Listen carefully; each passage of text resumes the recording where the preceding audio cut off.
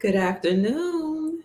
Hello, my darlings. Hello, my elegant ladies, and all those who aspire to be an elegant lady. And hello to all the gentlemen who love us. Today, we're going to talk about bonding with our children. Now, this is a part of a 12-part series, or maybe even more, that we're calling the Elegant Lady series: How to be a woman of grace and a woman of refinement. Today, we're talking about bonding with children because it's so important. Your children are your legacy.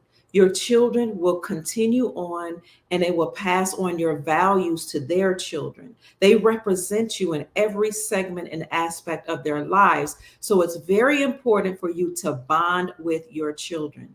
When I was growing up, I was raised by a single mother, a single mom. My dad had his challenges and he was sick, so he wasn't around. My mom was often tired. She worked hard. She had to navigate, negotiate between relationships, her work, the time at home, trying to deal with her own personal issues and things from her childhood. So it was very challenging for her to connect with us on a personal level. And I understood that in many ways.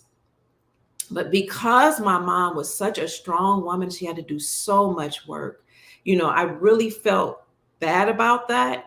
And I knew that there was something that I wanted to do a little differently. I didn't want to work full time. I didn't want to be responsible for building somebody else's kingdom.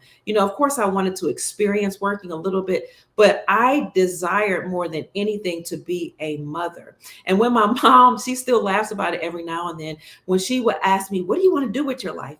Even though at some level I wanted to be a journalist, I said, what I really want to do is to be a mom. However, because mom was so busy working and trying to negotiate things and trying to figure out life while she was raising children, she was a teenage mom. She didn't have the time to bond with us. So when I got married, I was 18 because I was in a church and we learned that when you're at the age where you should think about sex or you thinking about coupling up, you should get married. So because that was the way we were taught, I got married at 18. Because I was married at such a young age, and I didn't really have these bonding skills, it was a challenge for me to bond with my children. I didn't know how to hug them. I didn't know how to speak to them. I didn't know what to do. So my mother-in-law sat me down because she was one of the elders in the community and in the church who actually taught us how to be women and how to raise children. She sat me down and my grandmother sat me down. Back in the day, the elders would look out into the community or into the church and they would choose the woman that they want their sons to marry, and they would start to groom you from the time you're a child. So my mother-in-law sat me down and she taught me these principles about how to bond with your children. And I'm going to share them with you all today. Welcome. Thank you for being here. Hello, family. Keep in mind that when you bond with children, you release a pheromone or a chemical that we call oxytocin. And that chemical that you release when you're nursing your children on your breast or coddling them close to you is something that draws them close to you and make them become attached to you. This is the same type of chemical and hormone you have in your womb when you're carrying the child. So the first thing my mother-in-law taught me, because it wasn't normal for me, it was uncomfortable for me to hold my children, was sit down with your children. So all my elegant ladies, in order to bond with your children from the time that they're babies and even when they're in your womb, sit down, or even while you're talking, rub your belly and talk to your child while the child is in your womb. Talk to your child, because as a mother, your voice is the most calming, most loving, reassuring voice your child will ever hear throughout their lives. This is why men typically would choose a woman to give him the same type of feeling that his mom gave him. Okay, so while the child is in your womb, you rub your stomach and you talk to the child, you sing to the child, and you prophesy to the child. That means that you tell the child how great he is, how wonderful she is, how amazing he or she would be. So you have to be in tune, in alignment with nature and God or your higher self in order to even know who your children are while they're in the womb. So you're prophesying to your child and you're telling them you're going to do great things. You're going to minister to people. You're going to build communities. You're going to be a great wife. You're going to be a loving mother. Whatever the Creator has put in you to tell your children, you tell them that while they're in the womb. And many children have stated when they're toddlers that they remember the voices of their parents, the voice of their mom from the womb. So, number one, speak to your child while your child is in the womb. Sing to the child, comfort the child, prophesy to the child. Secondly, when a child comes out as an elegant lady, make sure your child is swaddled. Remember that scripture that talks about, or the song that talks about how Jesus was lying in the manger, wrapped in swaddling clothing. Swaddling clothing is something that bonds the child, or you wrap it around the child very, very tightly, like a blanket, or clothes that will make the child feel snug and comfortable as if the child were still in your womb. So you wrap the child snugly. These days, parents do not even have what we call the receiving blanket to cover and wrap their child tightly. You want to make sure the limbs are close tightly while the child is wrapped in the blanket, and then bring the child to your breast and to your chest so that he or she can feel your heartbeat. And it's also important to do that with your husband or the child's father so that the father can bond with the child. While the child is young, hold your children. Hold your children. This was very uncomfortable for me because I hadn't been held. My mom was too busy working and too busy navigating relationships and dealing with her own things that she had to struggles in life. So being held was something that I wasn't accustomed to, and holding my children was something that felt foreign. The reason I'm bringing this out because a lot of us haven't been held. So sometimes I would practice holding myself and rocking myself and asking my husband to hold me so that I can understand and understand and overstand the importance of holding your child. Mothers, hold your children. Place your child in your lap and hold your child. Rock your child and speak pleasant words to your child. Tell your child how wonderful he is, how good she is, what she did well, what she even could have done better, but do it in a manner that the child can feel safe. Coddle, hold, and rock your child. Even if it feels comfortable, keep holding your baby, your toddler, your child until it becomes natural to you. Then talk to your child, sing to your child. Because singing, even if your voice isn't the most melodic or harmonic voice that you have, because I don't have that type of voice, but singing to your child brings your child peace. Singing to your child makes your child feel comfortable. And this is why women need to make sure that our tone is pleasant. We need to make sure that we don't have vulgarities in our speech. We need to ensure that our language is soft and not aggressive on a daily basis. Because then, once it's time to talk to and commune with your child, you're not coming from an angry place. You're not speaking vulgarities and hateful, harsh, aggressive words.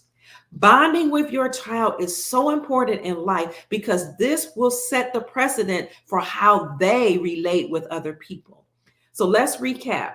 Talk to your child in the womb, sing to your child, prophesy to your child. Tell your child how great he or she is, how wonderful he or she is, how happy you are that they've decided to come and be the fruit of your womb and live and experience life through you.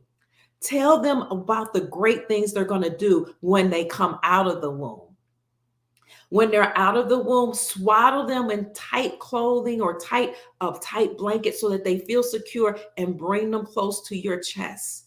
Rock them and make them feel comfortable and cozy, and do it as often as you can, even if it's uncomfortable. Do it until it becomes a part of you and a part of your nature. In the mornings, when you're talking to your child and you're singing to your child, also make sure that the environment around your child is clean so that they feel safe and they know that mom has provided a sanctuary for them. This is why it's so important for mom to be home. Now, I realize and I understand that these days moms have to work, or moms, they want a career. My challenge and my encouragement my for you is to consider that parenting is a job. It is a career. It is the most amazing, beautiful, loving, productive task or job or career you could ever have, because you are providing society with beautiful human beings who will contribute to society, who will bring peace, who will raise the vibrational frequencies, who will bring love, who will build up and create things so that people can live. Your child should hear your voice first thing in the morning and last thing at night. So at night, a wonderful bonding thing to do, other than rocking your child, is to take your children to bed. Don't send your children to bed. Go to bed. Take your children to bed. Tuck your children in. This is how you bond with them and make them feel safe. Now, if you're out working 40, 50, 60 hours a day, that becomes a challenge. It becomes very, very hard. So you're going to have to really force yourself to do something that might be exhausting and it may not seem natural. However, it's doable. Make the time to take your children to bed, to tuck them in. Tucking them in means that you take the blanket and you wrap them. Remember, we talked about swaddling the child when he comes out the womb, making sure the blanket is tight around his or her body so that he feels like he's still in your womb. At night, when you take the children to bed, you place the sheet or the blanket around them and tuck the sheet underneath the bed, underneath them, so they feel warm and safe. You don't send your children to bed, you take them to bed. When you're in the bed with your children, or right before you place them actually in the bed to tuck them in, read to them. I read to my children at night. I read all types of books. You can find books at the library for free. This is so important because you're teaching your child your voice. You're teaching them how to read by proxy, just by you reading. You're teaching them how to live vicariously through words and experiences in the books that you're reading. You're reassuring them that your voice is the last voice that they hear at night. Read to them, say their prayers, and sing to them, or sing to them. I read to my children at night and I sang to them. Now, their father is before he passed away, a wonderful musician, a phenomenal musician, an excellent singer. His whole family is a line of singers, aunts, uncles, cousins, his mom, his dad. You all have heard of the Lattimores. They're a popular, famous family in the entertainment industry. My children are Lattimores, for God's sake. I'm a Pruitt. We don't know how to sing. So I was challenged. I couldn't even hold a note. But that's not what was important. What was important to me was to sing lullabies to my children. This is why they got us so wrapped up in TV, Cardi B culture, thought culture, hoism, where we're talking about being a hoe and high body counts, and I'm a player too, to take our focus off our most important precious commodity, the people that will pass on our values and our legacy, the people and the humans that will pass on our wealth, our children. Sing to your child and make them feel safe. Read to them at night and coddle them and hold them. If it's not natural, do it until it becomes natural. If it's not enjoyable, keep doing it until it becomes a habit. Typically, psychologists say whatever you do, if you want it to become a habit, by the time you do it 14 days or 2 weeks, it becomes a part of you. So read to your children and sing to them at night, even if you don't have a good voice. So again, my children's parents and my family, father, and a whole line of singers, musicians. My husband played every single instrument you can think of and taught our children instruments, how to play instruments. So I would still sing to them, even though I wasn't a singer. Now, by the time my children became preteens and even teenagers, they were like, "Mom, you don't have to sing anymore." And even they were even challenging me, like, "Mom, you're a little off key." Because my favorite song was "Just a Closer Walk with Thee." Granted, Jesus is my plea. See, I can't sing. Daily walking close to thee, let it be, dear Lord, let it be. So I would sing all types of songs, but that was my favorite one to sing. Well, by the time they became teenagers, they was like, "Mom, it's not just a closer, it's just a closer walk with thee." They were actually, correcting me. So I said, "Well, maybe I'm going to stop singing to y'all and I'll just keep reading to you." So I would read to my children, read to your children. And then by the time they became teenagers, I had them to read to me.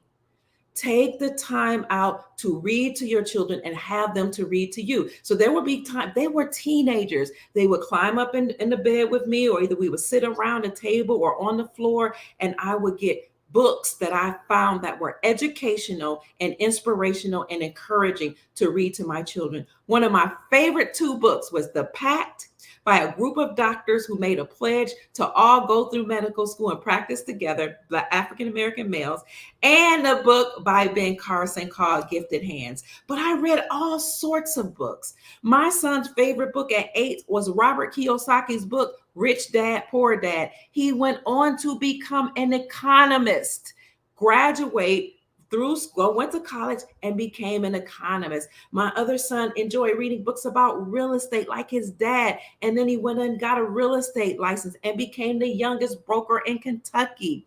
My daughter was like her mom. She understood and loved her learning about human behavior. She studied psychologist and became a psychology major and a teacher like me and her grandmother, my mother-in-law. I had a son who learned reading about business and finances. Susie Orman's book on how to manage money. All these type books I read to my children. Yes, I started off in age appropriate books, but then I challenged them as they got older and started reading books that they didn't understand, but I kept reading to them and having them to read to me until the language in the books became a part of them. And then they branched out and became some of the things that I read to them. I took my children also to programs that mimic the books that I read. Family, mothers, take your children places. Don't send them away to school if you can. Why put them on a bus full of a bunch of rambunctious children that come from every aspect of life when you can drive them? Now, of course, it's best if you can to homeschool or to start your own personal school, like my family eventually did.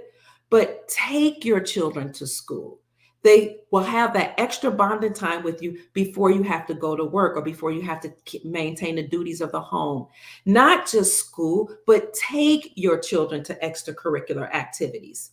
Take your children to their cheerleading or to their science programs, to their music classes, to their instrument practices. Take them, do not send them. That gives you extra bonding time. They feel more safe. And when you take them and sit with them and watch them, you will make sure that they are safe and nobody is harming children. We know that in the times in which we live, people have taken advantage of and harmed children. It's so important, mothers, that we do the best we can. I know we're not We can't be everywhere, every place. We're human. We're not necessarily superhuman. So we do what we can. Take your children to school.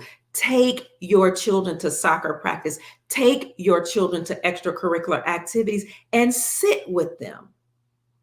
You will be challenged because you'll have a lot of other things to do. And this is why typically traditional women have stayed home, because it becomes so hard to try to manage all of these responsibilities. But please remember that your child gets their first semblance of what a relationship should look like from his mama, from her mama, from his daddy and her daddy, but especially from mom, who is the first God teacher, companion, doctor, lawyer, anything that he or she will experience. So you take your children places. I want to give you something, some information that a lot of people don't know about where you can take your children to, not just extracurricular activities, but let me step back before you figure out where to take your children, except for outside of school, is you spend time with your child and get to know your child. It's challenging, I know. While you're holding your child, while you're singing to your child, while you're reading to your child, get to know the personality of each of your children. That's going to take a lot of time. This is why the Bible in Proverbs, the 31st chapter, says that the virtuous woman or the noble woman, the wife that's a wife of elegance, grace, and class that a high value man chooses is not idle. She's not lazy. She's not spending time on frivolous things. She's not on the phone gossiping. She's not going on girls' trips. She's not hanging out with people. She's not common at all, because all of her time is spent on building up her household and building up a nation and raising a nation of very noble, classy, beautiful, amazing children who will contribute significantly to society. And this is why you need to take the time to get to know each one of your children and know his personality, what he likes, what he dislikes, and what he needs. There's a scripture that says, train up a child in the way that he should go, and when he is old, he will not depart from it. Now, in the church and in certain communities, they taught you that meant that you were supposed to beat the child and hit the child and whip the child, and that's the training. No, my darlings, you must exegete and eisegete the scriptures. You must break down and define the words in the scriptures and look at it within the context of the culture and within the context of what the author was saying. I've had psychologists to explain this to me, and life coaches who have doctorates in psychology to explain this to me, because I had children and I studied Alfred Adler and all these psychologists who talk about children and birth order and how you're supposed to get to know your child.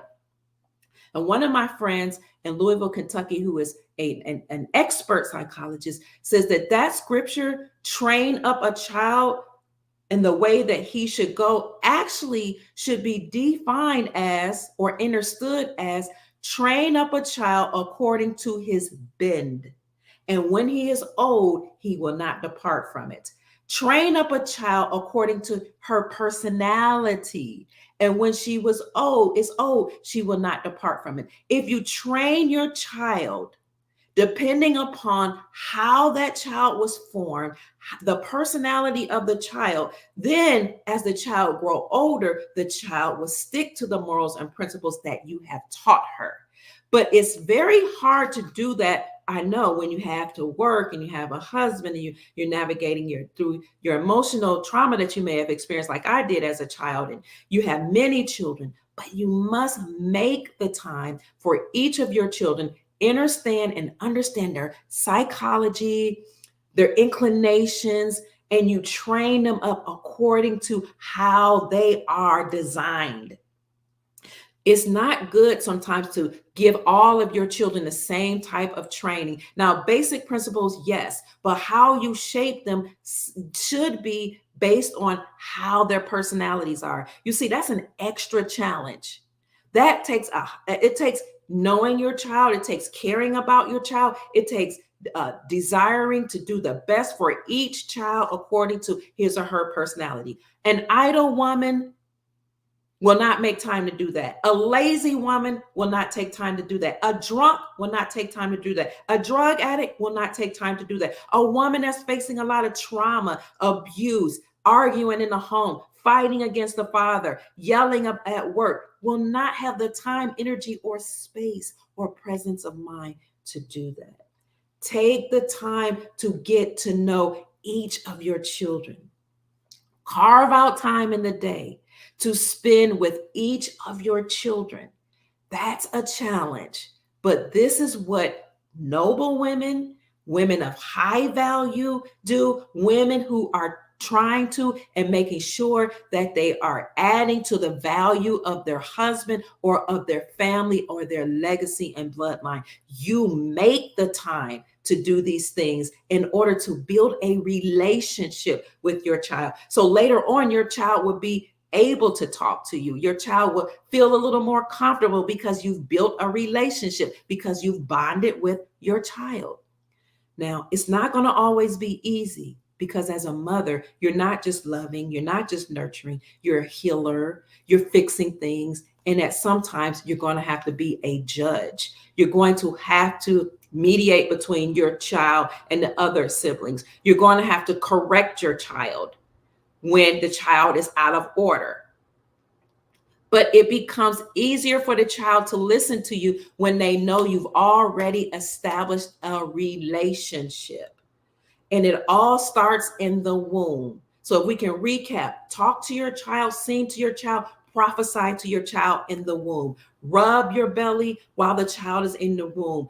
Rock the child while the child is in the womb. When the child comes out, swaddle the child, bring the child close to your breast, spend time with the child, and swaddling clothing, tightening around the child so the child can still feel like she's in the womb, and continue to speak pleasantries over the child's life. Get to know each of your children, their personalities, their inclinations, what they like, what they dislike, because a child will show you what they're interested in.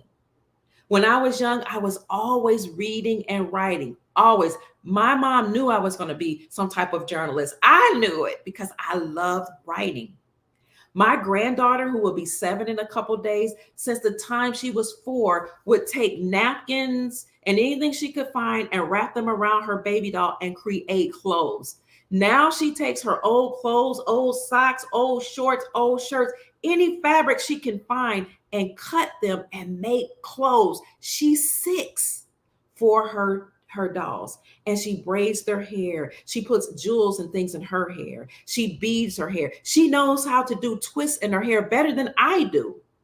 She'll probably be some type of fashion designer or beautician. She's letting me know what it is she will do, what she came here to do, what she enjoys doing. Make the time and find the time to figure out what it is your child enjoys doing and nurture his gift. That means you have to spend the time with each of your children together, yes, but also individually. Read to your child, even as they grow up and become teenagers. And if they get too old for you to read to them, let them read to you. We would have group discussions with my children and I. We would read, they would read one section of the chapter or one chapter, and then I would have the other child read this, and then the other, and then the other, and then I will read a section, and we will have a discussion based around what we read. This is a very good time for bonding, for imagining, for creating, talking about the future, having some dialogue, using critical thinking skills because you're asking them questions. What did you think about that decision they made? Do you think that all these guys should have made a pact? You guys should read the book, The Pact. Should they have all made a pact, an agreement to become doctors? Why? Why not? Tell me what you think about this. Tell me how you think about this character. When you spend time with your children, you're developing a relationship with them while they're young so that when they become older, they can look at you as a counselor, a judge, and an elder who will give them wisdom. So you're spending time with them, you're making time with them. Another principle that we talked about is taking your children to bed. Don't send them. Take your children to school. Don't send them if you can. Take your children to extracurricular activities that provide you with opportune time to continue your bonding experience, and it ensures that they are safe. So in some neighborhoods, they would laugh at women that do that and call them soccer moms and ha ha ha, she gets to stay home, I have to work. Some of us do not have to work. We choose to work outside the home. And we think for some reason that working inside the home is not work. Honey, darlings, they couldn't pay you enough for the work that you do as a mom. Nobody who can pay you to be a doctor, a teacher, a lawyer, a nurse, a judge. Who can pay you enough? A comforter, a home interior designer, a cook, a chef, a baker. That is the most amazing career, most amazing thing you could ever do. Most beautiful profession, and your children will thank you for it. So your words should be sweet, loving, kind, and pleasant as a rule when you're talking to your children. I love you, sweetheart. A lot of us haven't heard, I love you. You did a great job. That's beautiful. They should hear your voice speaking positive accolades, positive reinforcement. Again, it should be the first voice they hear when they wake up and the last voice they hear when they go to sleep. Your voice should not be aggressive. Your voice should be loving. It should not be vulgar. But this takes practice, especially if you didn't come from a culture that was loving. This again is why they've inundated us with low vibrational frequencies, with 808 beats in the music, inundating us with a whole lot of news and information to take our minds off of our top priority as a mother and a woman, which is to nurture our children, to be that protector of our children, to guard and make comfortable the home, to make the home a sanctuary, to be your husband's safe place and his refuge. They've taken us away from that. But if we turn and repent and get back to that, we will produce the most loving, amazing human beings. Sometimes you'll have to separate your children. You spend time with them together, but you have to separate them in order to identify their gifts, their skills, what they're good at, and you'll know how to nurture them. So I would nurture my children's gifts. Just like my granddaughter, she been designing clothes since she was 3 or 4 she would just take toilet paper and wrap them in certain ways around her doll. Now I encourage that. I buy her things. My eldest son, Douglas, is a tailor. He works with her to fix clothes. You must continue to nurture their gifts so that society won't steer them in another direction. Your children's well-being, safety, and providing love and guidance should be your top priority. This is how you bond with them. It's hard to do that if you're a single parent. I know, I do know, but try your best to make the time for them, because children don't necessarily want to hear, well, I did the best that I could. What they know is what you did. What they know is how we made them feel as parents. So spend as much time as you can. Carve out that time. And I always say, take them to places, because you don't know who's around to influence your children. We are not the only people in the world that's around our children. You have other children, you have cartoons. So that leads me to another principle. Not only take them places, monitor their activities. Monitor what they watch on the television. Monitor the music that they listen to or hear. Monitor what comes on over the computer. You can't even trust Disney. Disney has been known to put in sexual objects in the cartoons. And now when they're watching YouTube and they're watching different cartoons and different children appropriate shows, they're bringing in things about transgenderism and gender identity, things that you may not desire for your children to know when they're 4 years old. So you even have to monitor what you're watching on so-called child appropriate programs. And this is why I raised my children without a television. My mother raised me without a television. And when I was growing up as a teenager, I didn't go to the movies. I'm not telling you to be that extreme, but what that does is allows your child to only be shaped by the entertainment and the people that you as the mom provide for them. We're talking about being a high value mother or a mother that establishes a bond with her children. You take them to places, you provide the entertainment, you nurture their gifts. Also, another way to bond with your children is to have family meetings. It's not easy to do all these things unless you love it, unless you tell yourself, I'm doing this for my future, I'm building up a legacy, I'm passing down values, I'm passing down traditions. Have family meetings. Your spouse may or may not jive with that, but make it a part of your practice. You know, people would make fun of me. They would say, you're too strict. You don't let your children go to dances. You don't let your children watch television. You're trying to recreate a Cosby show, or you're trying to be like a traditional wife. And some people actually made fun of me. But my children's health and emotional well-being was my top priority.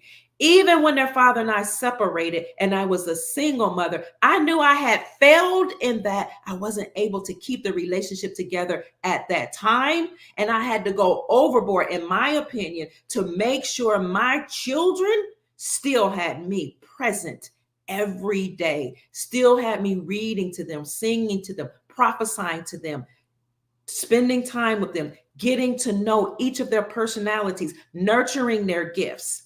This is what a mother does when she wants to make sure her children are emotionally balanced. But keep in mind, you're not the only person or the only influencer around. You have the other parent, you have family members, you have their friends, you have their schoolmates.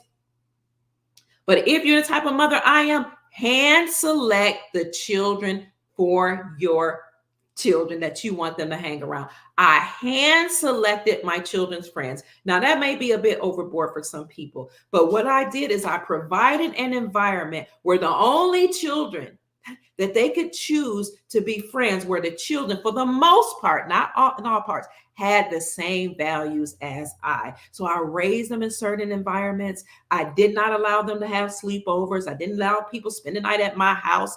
I didn't do all this partying. No, you weren't going to a party. No, you weren't going to hang out at this person's or that person's house that I did not know. The best way for me to do that was to raise them in certain neighborhoods. And even if you don't have a lot of money, my mother taught me there's always a nice neighborhood that's affordable. You just have to go find it.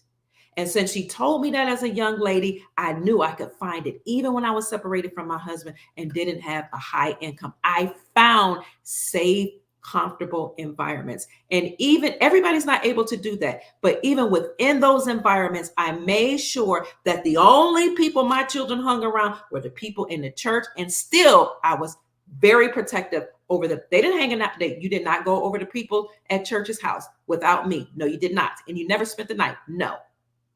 Period. So I was a nurturing, loving, kind mother, but I was also strict. We don't hang around people. We're not common. We don't hang around everyday people. I've taught you and put within you certain values, morals, and principles that everybody does not relate to or resonate on. So no, you're not going to go around these people and have the values that I put into you challenged or taken out. But because we can't control every person they're around, here's another principle, provide mentors for your children. Provide mentors, somebody around your child who can impart good values, who can teach them a trade, teach them skills, teach them the scriptures or whatever it is you desire to impart into your child. My brother-in-law was a very, very important force in my family. His name is Bishop David Cartwright. Bishop Ernest David Cartwright was not only a bishop in the church, he's my brother-in-law. He was a covering for me as my pastor, and he's the uncle to my children and the husband of my sister-in-law. Bishop Cartwright is also an engineer, and he has been since the time my children were in my womb. So I made sure he was around my children. I made sure my children had female and male mentors who were higher, had a higher level of thinking, had the same morals and values or higher than I. Bishop Cartwright was married for many years. Even when I was separated from my husband, he was still married. That was important to me to have my children around him. Provide mentors for your children. Bishop Isham Cordery was another pastor that I had. He was married for many years, still married, over 30 years. It was important to have that around my children so my children can know the value of marriage, even though mine was challenged. And I knew I had failed in that area. I still had to provide mentors for my children. And there's no mentor that's greater than you and me. But in areas where we failed, you have to compensate some kind of way. They taught my children morals, values, principles, what it's like to be a man. And let's not keep out the father. Make sure the father has a relationship with your child. No, it doesn't matter if you're separated, divorced, hate each other, can't stand each other. Maybe you guys were compromised. You might have been disappointed. Other people may have come into the relationship. Maybe they have another companion. You have another companion. A child needs a relationship with his and her father. So while you're providing mentors for your children, make sure, is another principle, your children have a relationship with their father. This is so important, family. So, so important. I learned this through trial and error because, again, we were separated for years. And we had a lot of issues. We had a lot of problems. I made mistakes. I didn't know how to deal with being angry or hurt when I was disappointed. And I had to learn. At some point, I said, you got to grow up. You have to grow up, and it's going to take a high emotional quotient. You got to grow up emotionally. You're going to have to get yourself together, I told myself, because there's nothing more important in a child's life than to have both of their parents. I had to grow up and sit down with my husband and say, you know what? We've had these issues. We say we don't like each other. We hate each other. But in reality, the reason why we're both hurt is because we love each other. We love each other. You chose me and I chose you. From the time we were teenagers, I was 15, you were 17. We got married when I was 18, you were 20. You bought my first house when you were 21. You provided and protected me as much as you could as a young man. We were young. We didn't know how to do this the right way, but we did as much as we could. Now we're going to have to do better. Sometimes, yes, the onus is on the woman. If you are the type of woman that cares about your children's emotional well-being, you will be the conduit between the father and the child to make sure that relationship is whole. And sometimes that takes you and me coming to the table and saying, you know what, we got to make this work. If you're married and you don't have those challenges, make sure your child has a relationship with their father and spends time with the father. Make sure your child sees that your relationship with his father or her father is a good, healthy relationship. And if it is not, we must rectify it. Because I keep hearing a lot of us saying, I'm a good parent. I was a good parent. I didn't fail. Even if I was a single parent, I got great children. They're so happy. Unless you sit your children down, you don't really know the whole story. It's easy for me to say I did everything right and I was a great parent. It's easy for me to say I did the best that I could, but the best that you could was not necessarily perfect or excellent. We still may have done some damage. Even if you do the best that you can, sometimes you still make mistakes because you're human. So yes, women sometimes are the conduit.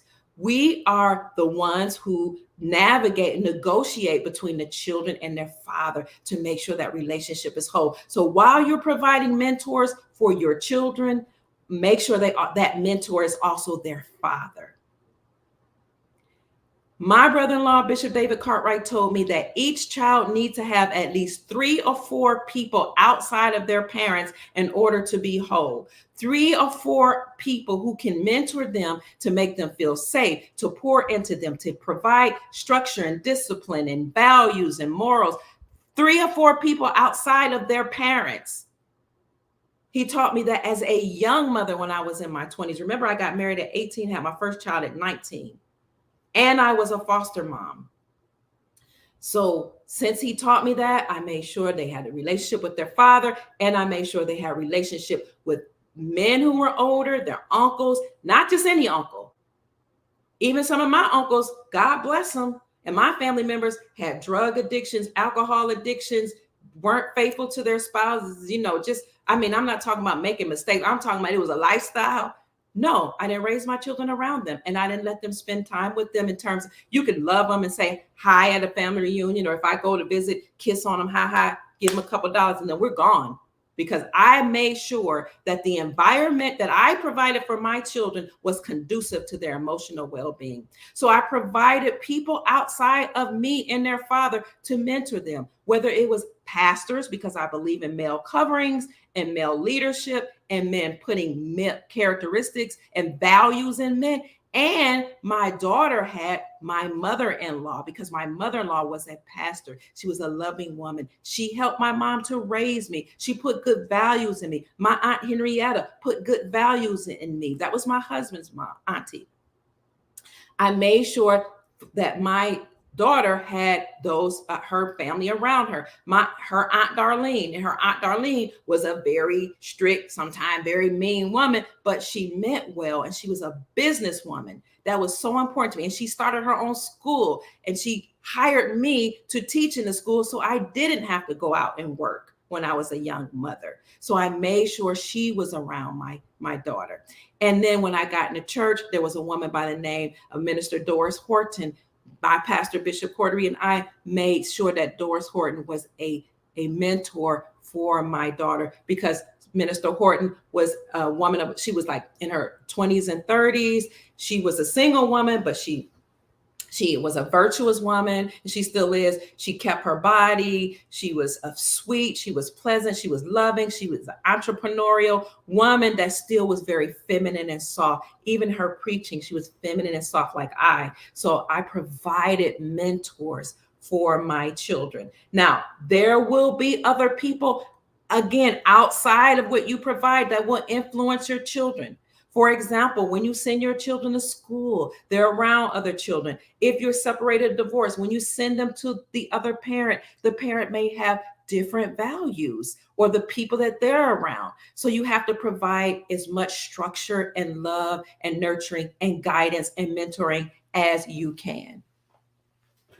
This is why it's important for you to be emotionally mature. And if you're divorced, bring your spouse or the other parent or your baby's father or mother around and try to forge a relationship with them. Everybody's not able to do this, but my children's emotional well-being was so important to me that he and I sat down and said, we're going to do this right. We're going to rectify our issues between each other. And you all know I took care of him. I became his primary caregiver, and I loved him and took care of him until the day he passed. He passed in my son's arms, January the 28th, 2022, during COVID and all that. So he had another family. But my children's emotional well-being is so important that we decided, okay, we're going to bring the families together. We're going to bring the children under our umbrella. That's more, for me, it's my dynasty expanded, darling. So I have many children, darling. Together we have 8. My dynasty expanded. Their mother is my responsibility. Those children are my responsibility. Everybody can't do that. But my children's emotional well-being is my top priority. So the mother will be the conduit oftentimes between the 2 parents, to bringing them together, to making sure that they have a high emotional quotient and that they're emotionally well. So be that conduit and provide mentors. Even though their dad and I, even in the home when we were, when we were young parents, some things we just did differently, but we sat down and we agreed upon something, and we were a united front in front of our children. We're talking about how to bond with your children. It starts in the womb, when you're at the table serving them all dinner together. It starts when you're spending time separately with them, getting to know them, because again, the scripture says, train up a child in the way that he should go, and when he is old, he will not depart from him. That means train up a child, raise the child, rear the child according to his personality, according to her bend, how she's designed. And when she becomes an adult, she will not depart from the way that you have trained his or her. Another thing that you need to do is to be good to yourself and take care of yourself, because loving children, nurturing children, taking care of children takes a lot of emotion. It takes a lot of time. How can you love your child and hold your child and rock your child and sing to your child and prophesy to your child and speak pleasantries to your child if you haven't learned to love and take care of and dote on yourself? So take time for yourself, spend time loving on yourself, taking warm baths, soap baths, salt baths, anything that it takes to make yourself whole, to rejuvenate. Get some rest, sleep, take time to yourself in order to rejuvenate. So this is why they have the woman outside the house. It's hard to do all of this if you're working. If you're traveling to work, first of all, you have to get to work. Then you have to get there and deal with all these energies, operate in your masculine. We both are feminine and masculine, male and female. Operate in your masculine energy, trying to climb a corporate ladder, building up somebody else's dynasty, listening to all these people's issues and problems, taking on all the energy of all those around you, and completing the task for 40, 50, 60 hours, and then get back in the car, fight through traffic, get home, take care of the husband, take care of the children. You're exhausted.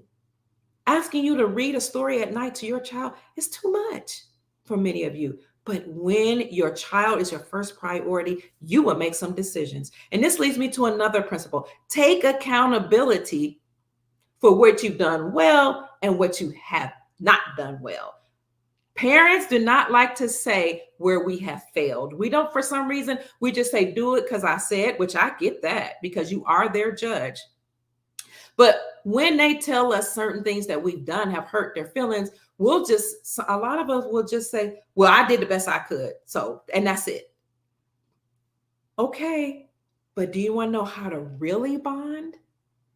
When you can sit your children down, and it may take when they become adults, and you say, you know what?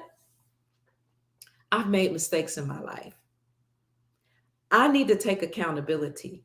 I take accountability for being divorced. It doesn't matter if it was your fault or his fault or her fault. I take accountability for raising you as a single parent when I was separated. I take accountability. How did that make you feel? But a lot of us don't want to open up that conversation because it's embarrassing, because it hurts. How did that make you feel? When you provide that safe space for your children to talk, it made me feel like I had to choose between the parents. It made me feel kind of left out because my Cindy and Joseph, they have their parents and they live in the same house. It made me feel like I wasn't whole. It made me feel sad that I had to go to two different households. It made me feel confused because you had these rules, he had those rules. It made me feel hurt because you didn't like my dad, you didn't like my mom. Mind how we speak about the parent, whether you're together or not, period. Not just in front of the children, outside of the children, even, because you don't want it to become a habit to speak negatively about the child's mother or father. Your child is the image of both you and the other parent. And when we speak disparagingly against or about the mom or the father, that child feels that and internalizes that and wonders if Do you hate me? You hate my mom. You don't like my dad. You said he's nothing, but he's not worthless. She's a cheater. Is that the way you feel about me? They internalize that.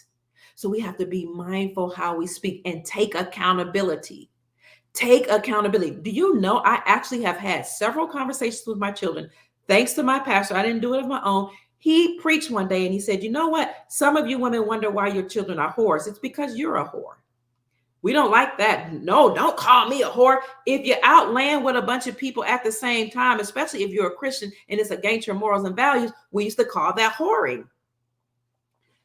Even if you don't do it anymore, he said, a lot of you have done that and lived that example in front of your children. You've had men in and out of the house in front of your children. This is why some of your children were molested. He said, another reason why some of your children are out just giving their bodies loosely is because that's the only example you provided for them, that you never provided or surrounded them with healthy, good, high value, high moral type people. If you're talking about a noble woman has high morals, high values. She cares about herself. She's a good steward of her body, of her energy, of her money, of her finances, of her home, of her relationships. She's a good steward of how she treats her husband, how she treats her children. He taught us, and it hurt. And many people got angry. Some people stood up and walked out of the church and they were mad. How dare he call me out and say, I brought random men in front of my daughters and that's why they're out doing the same thing. But the man told the truth. We don't want to hear the truth. We'll call it slut shaming and fat shaming and this shaming. And we don't like the word shame. In my day, if you didn't want to be judged, you judged yourself. You looked in the mirror. You measured yourself against either the principles of Mayat or against the Bible scriptures or against what was written in the Quran or the scriptures or whatever principles and values by which you live. You measured yourself by those when you woke up in the morning and when you went to sleep at night. And when you looked in the mirror and judged yourself, you can then correct yourself and nobody will have to judge you. So what he said was, a lot of your daughters are doing the same things that you've done. A lot of your daughters are promiscuous because you did that. A lot of your daughters are having abortions. And now that you're all saved and sanctified and you're old, you're a woman of a certain age, you don't like it. But that's what you did. They are you. A lot of your women, your daughters hate men because you hated their father. A lot of the men came out and they became drug dealers because you used drugs and you brought drug dealers and drug users around your children. Yes, a lot of the onus is on the mothers. It's on the men as well. But men traditionally have been the providers to go out, to create, to build, to work, and bring money home. We are the ones who make sure that the home is loving and nurturing and kind and a safe haven, a sanctuary. Take accountability for your failures. You don't like to hear that you're a failure. When I said single parenthood is a failure, people got so mad, especially hyenas and single parent women. Now, I've been a single parent. I've been separated. I know it's a failure. And I don't mean I'm a bad person. I don't mean that my children are damaged, but I hurt them. The separation hurt the children. I wasn't able to successfully keep that relationship intact. Did I come back and fix things up later? Yes, but a lot of the damage was already done. It's okay to acknowledge your shortcomings. Children, and my children were teenagers, and they were older, even when they were teenagers and older and as adults. We sat down. I acknowledged that this is, I could have done this better. I failed in this area. How can I make this better? I made a mistake. Would you forgive me? I let them speak freely and tell me what hurt them. Yes, it was hard growing up in poverty, even though I felt like I couldn't control that. The poverty, growing up in poverty because of, maybe where I was raised or my family or whatever, but I still took accountability. It was hard to grow up in poverty, Mom. It was hard not having Dad for these years right here. It was hard watching you all not always get along. It was hard, moving around because you were trying to find your way, navigate through life. Even when I was moving around to find better neighborhoods and better schools and better environments, it still had a consequence. it still affected my children. So I took accountability. Wise people, highly emotionally intelligent people, responsible people, even. You don't have to be emotionally intelligent. Responsible people take accountability for their behaviors and decisions and tell their children, I'm sorry. We are so arrogant. We don't want to tell them that we made mistakes. We don't want to say, I'm sorry. We don't want to say, forgive me. We don't want to say any of that. And I'm not saying you have to. I'm saying oftentimes when you do that, especially if you made some certain mistakes, it opens the door for your children to talk to you. So we're talking about how to bond with your children. Take accountability, open up the conversation, or give them the opportunity to say where they were disappointed, ask for forgiveness. How can I correct this? It's something that I'm not saying everybody has to do it or should do it. You know if you need to. You know if you need to. If your child is in and out of jail, you need to. If your child can't keep a relationship, you need to talk to your child. If your child is failing in school, you need to talk to your child. If your child is cussing and acting unseemly, committing gang violence, drug violence, promiscuous, all these things, acting way ahead of their age, you need to sit down and have a conversation with your child and find out where you failed and be held accountable. Hold yourself accountable and responsible for that. That doesn't make you a bad person. That actually makes you a wise, responsible individual. It means you're trying to repair the breach. You're trying to restore that break in a relationship and mend it, bring it back together before it's too late. You don't want your child to end up in jail for life or dead or off away, moved away, don't want nothing to do with you because of the decisions you made when they were younger and you didn't rectify it. Even if your home was so-called intact and you were arguing all the time or things just weren't right or it was just so hard. Some things we need to give an account for and rectify it. This is what will help build a solid relationship. Now, finally, I want to say you must judge. You have to be a judge. That's what God put you here for. A lot of people don't want to hear that. They'll throw out the scriptures, judge not that you be not judged. They'll say, stand on their platform and on their high horses and say, don't judge me. I don't want to be judged. You're always judging me. Yes, it's my job as your elder, and I love doing it. I take great pleasure in judging. I take great pleasure into looking at all the facts and making a discernment based on what I see. Because if you're in error and you're wrong, it's my responsibility to correct you as your mother, as your elder, as an elder in the community, even to say you're out of order, get back in order, shape up. That slip is hanging. Correct it. You're out too much. Get back in. Do this with your child. Do that with your child. And I'll say it in love. And sometimes love, time correction hurts. It's like taking a medicine that's nasty and bitter and digesting it for your well-being. It's like pouring alcohol in a sore, in a cut. It hurts, but it has to do its job and it'll heal.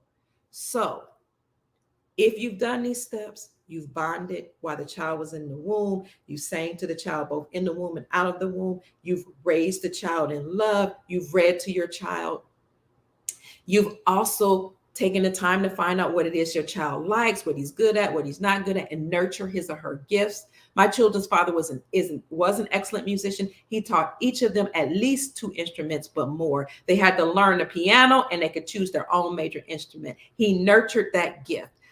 I looked at them and I found summer programs. I want to tell you all about this for you all that don't know. I said you take your children to activities. I found summer programs. You can look at your universities and look under continuing education and find summer programs that are free for your children. So my children have been doing CAD and AutoCAD from the time they were like 3 and 4, because again, their uncle was an engineer. So they did CAD, they did AutoCAD, they were doing trigonometry as elementary students. I had them in journalism programs, pre-med programs, I had one son who did psych physiology research at the medical school at the University of Louisville with the chair of the physiology department. He did cancer research on mice at the University of Louisville, the research campus. My children, they shadowed doctors. They worked with standardized patients, and they work with patient simulators, which are mannequins that you can diagnose and touch them and do examinations on them. They did all that because that's the type of mother that I am. I found programs, I researched programs in my communities, I went to the libraries, I went to the universities, I asked around, what summer programs do you have that are available for children? Ever since they were 3 and 4, they were doing some type of program in the summer, because I am not an idle woman, and I will not have idle children as a part of my legacy. I will not have lazy, irresponsible, unproductive children. So this is something you can do. Find programs in your community, whether they like it or not. I still had my children in those programs. I had them doing pre-engineering every summer, journalism, something, investigative journalism, shadowing. I also, once I did go to work when they were teenagers outside of the home, I worked for a campus, a medical school campus. I worked for a university that I wanted them to attend. So I was always thinking ahead of time. Always. I cast the vision from the time I was a young woman. I saw the vision of where I wanted my children to be. And they might not do it, but the higher the expectation, the higher the achievement. My children have always said, your standards are so high. One of my children said, I don't know if I can reach, your standards are so high. I said, come up to them. I will not lower my standards. A woman of high value keeps her standards high and expects her children to achieve them. Now, I'm not lazy. I'm a very productive woman. I'm an educated woman. I'm a well-rounded woman. I'm a cultured woman. I'm a classy, sophisticated, elegant lady. And that's what I expect of my daughter and the young women in my life. Their father was a hard worker. I provided hardworking men with high moral characters, men that are married around my children. Even if they make mistakes, they will have to come up to that standard because that's what you set for them. So I found programs that would keep them busy. I was the one that was looking out for their future, for their education, their career. And remember, I started out in the womb, getting to know them. And I said, you're going to be a leader. Yes. And that my eldest son, when he came out the womb, when he was like 2, he said, I don't eat meat. I like animals. I want to be in the wilderness. I don't eat meat. So I didn't, even though I cooked meat back then, I'm a vegetarian and vegan now. I did not make him eat meat because I was nurturing who he is. Remember, raise a child in the way that he should go. And when he is old, he will not depart from it. Raise your child according to his personality, according to his psychology, according to his bend, his slant. The other children wanted to eat meat. Now, I didn't eat any pork, so I never served that. But the eldest did not desire to eat meat. I didn't make him. Raised him according to his bend. When he got older, he became a vegetarian. He started studying herbs, and now he's the healer in the family. Anytime anybody gets sick, whether it's mainly on the Lattimore side, on his side, or some of my friends, they will call Douglas the eldest. My second child loved money. He always carried coins around. I made sure that he had money around. We let him keep money around. I talked about banking principles and money, anything that he wanted that would make him a great person. He didn't want to go to the university that I chose for him. I chose my children's educational institution of higher education. I gave them the illusion of choice. I worked at the university that I intended for them to go to. I spoke to, I'm that one. I spoke to the recruiters who were my friends. And I said, these are my children's gifts and abilities. Whenever you call them, give your spiel, whatever, but make sure they know A, B, C, and D, that they will have the best rooming arrangements, that they have scholarships. All my children's, every last one of my children, all of them graduated with higher than a 4.0 GPA. They all had at least a 4.2, 4.3, 4.4 or higher. And they took college prep courses, academic enrichment courses, and advanced placement courses. Because again, I started in the womb and said, you're great, you're amazing, you're wonderful, you're leaders. And I'm nurturing that from the time that you're in the womb. I'm singing to you to tell you you need a closer walk with Jesus, just a closer walk with you. I'm telling you, you're amazing. I'm singing songs about the prophets. I'm surrounding you with mentors that are great, that are excellent in their areas. I'm putting you around people who have high moral principles and values so that even if you're around some other influences, you're going to come back to what I trained you to be.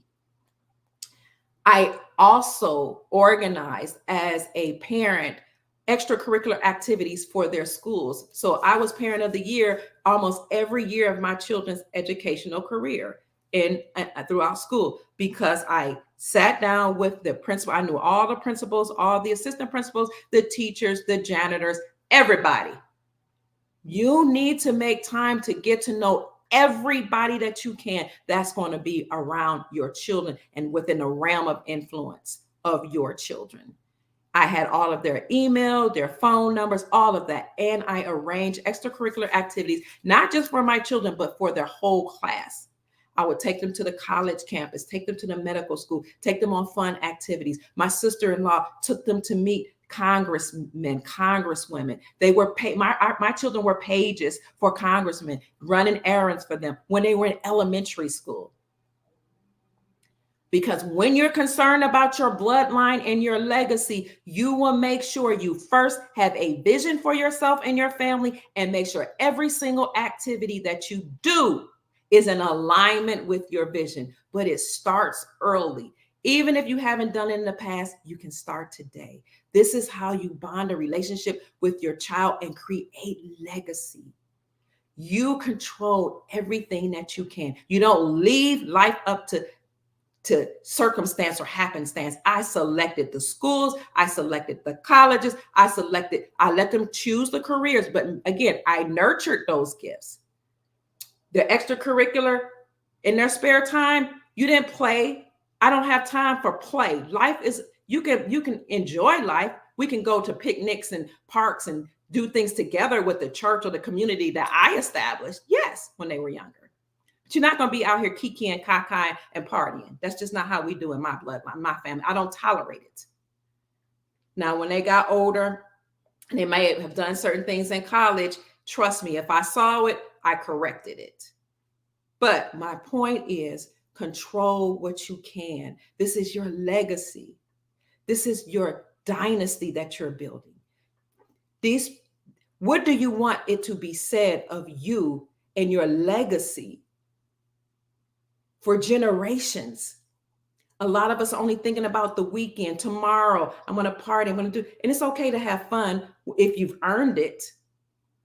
But why waste money frivolously when you can be buying wealth, when you can roll over your money into precious metals, when you can be buying properties, when you can be putting that money, investing it into your children to make sure they're healthy and well. So I know I've spoken a lot. If you are a woman that loves your children, care to protect your dynasty, care to protect your legacy, care to protect what you've built, what you've created, care to nurture values and principles within your children, to love them and create amazing human beings that will contribute to society, it starts in the womb. Loving them, talking to them, singing to them, prophesying to them, speaking life to them. When they come out of the room, reading to them, singing to them, taking them to bed, not putting them to bed, not sending them to bed, putting them to bed, tucking them in and singing to them and reading to them.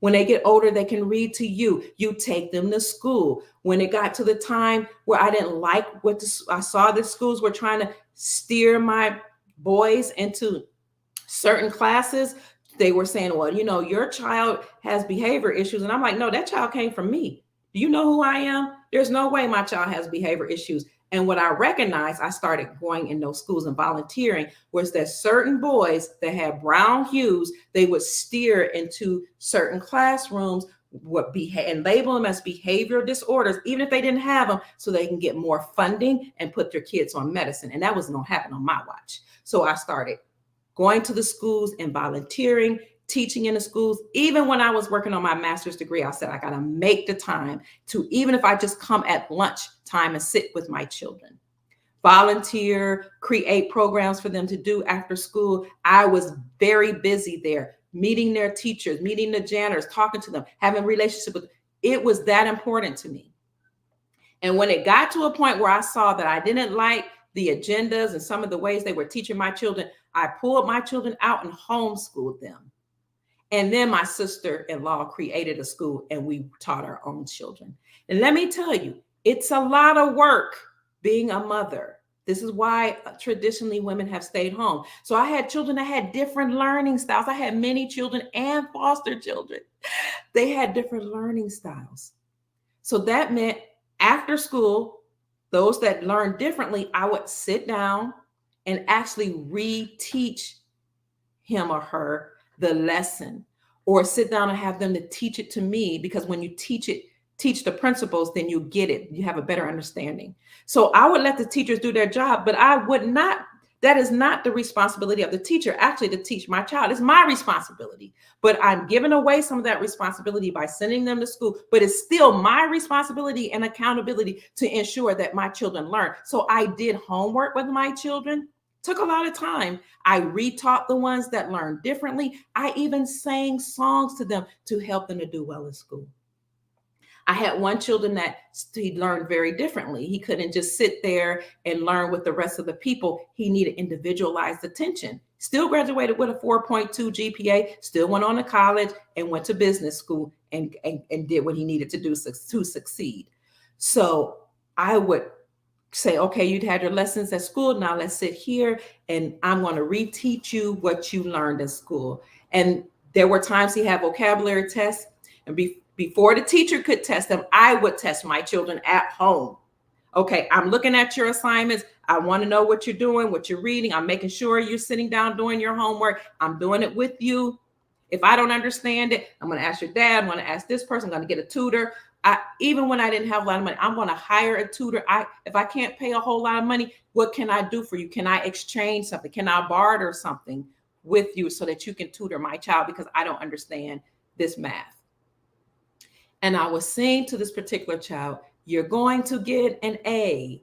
You're going to get an A. He was young. And so we marched around the dining room table. I'm going to get an A. Hooray! I'm going to get an A. And we would jump up and clack our heels. I'm going to get an A. Then I sang the whole verse that I made up. And I'm going to get an A. Then I had all the other children to sing and dance around the table. I'm going to get an A. Hooray! I'm going to get an A. Yahoo! I'm going to get an A. Oh, yeah. And that child took the test and got an A.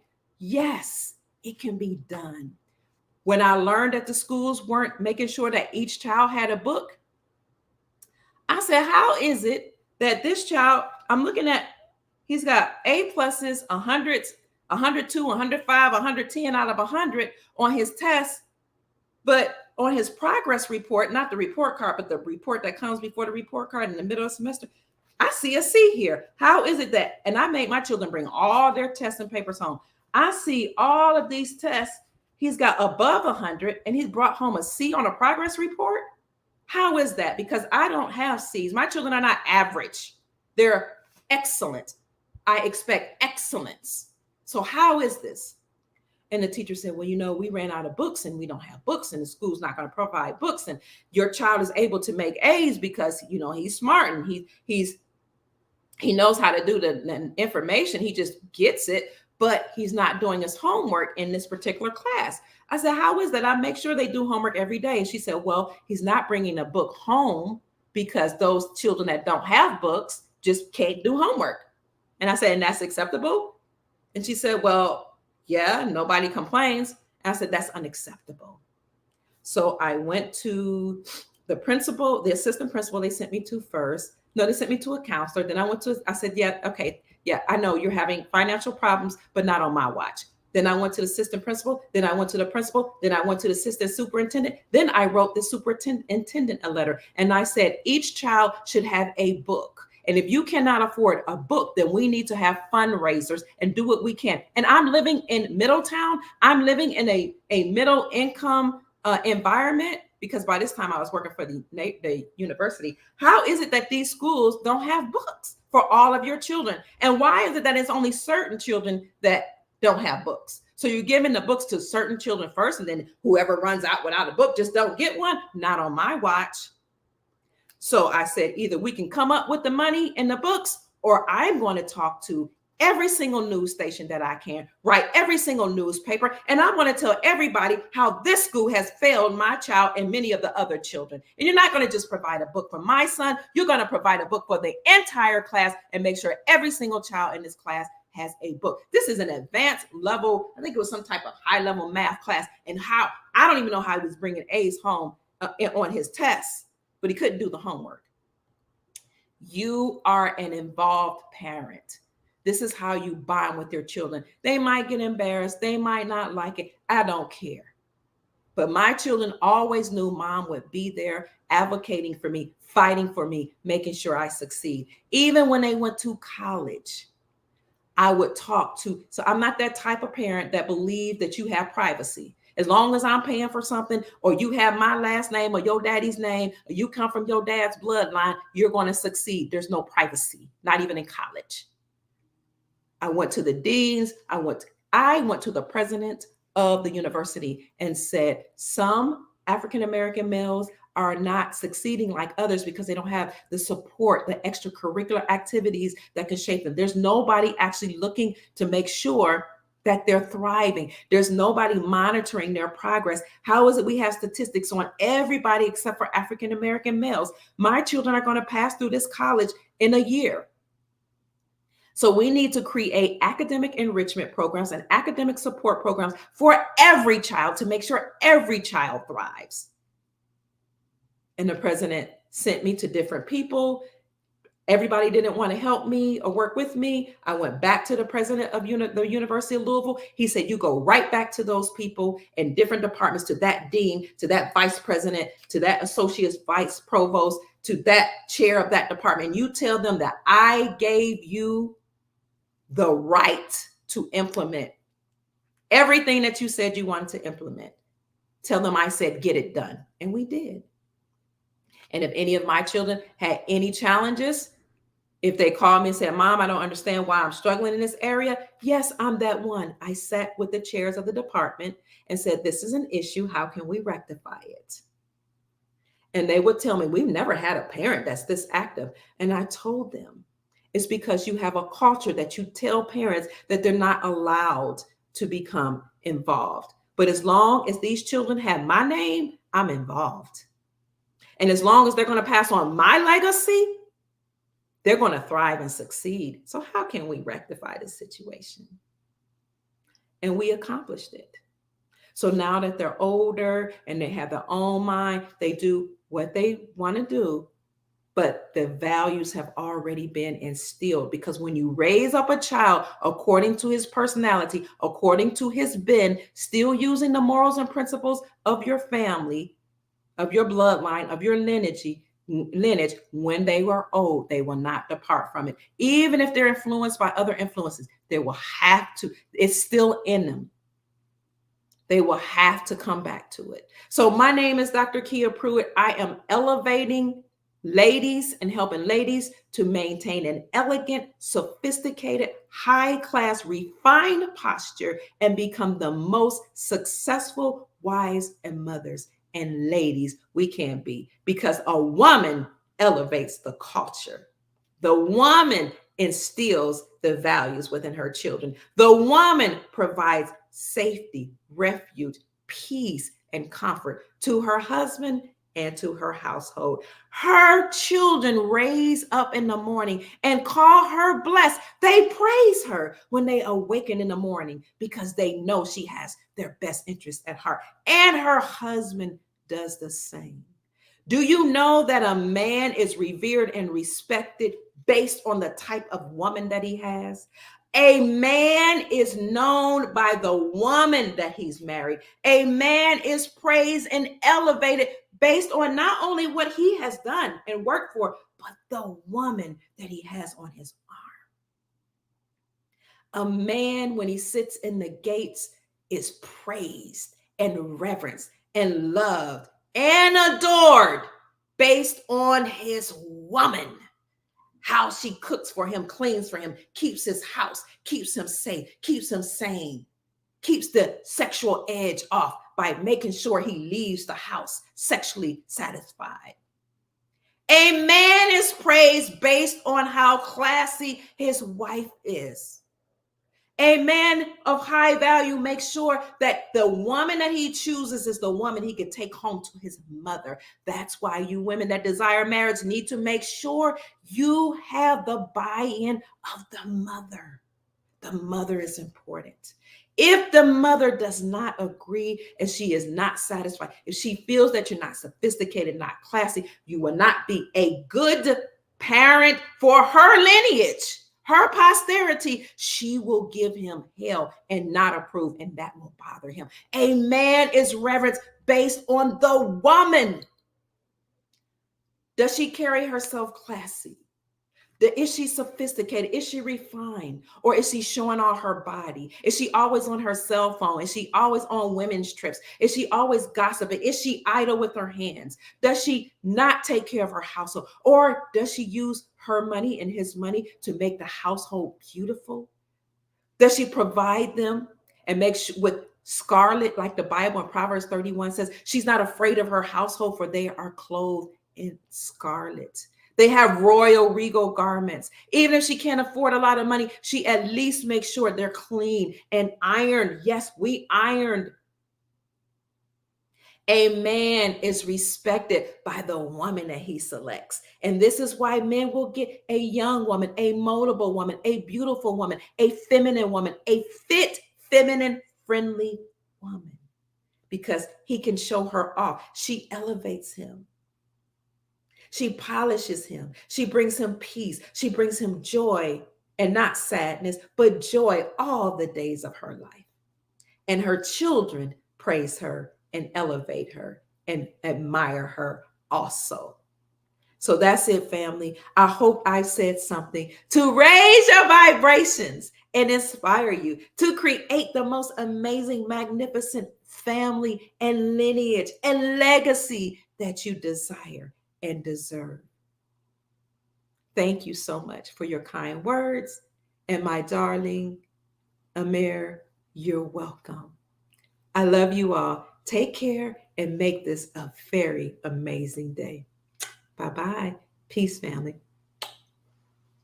Until later, enjoy the rest of your day and make it great.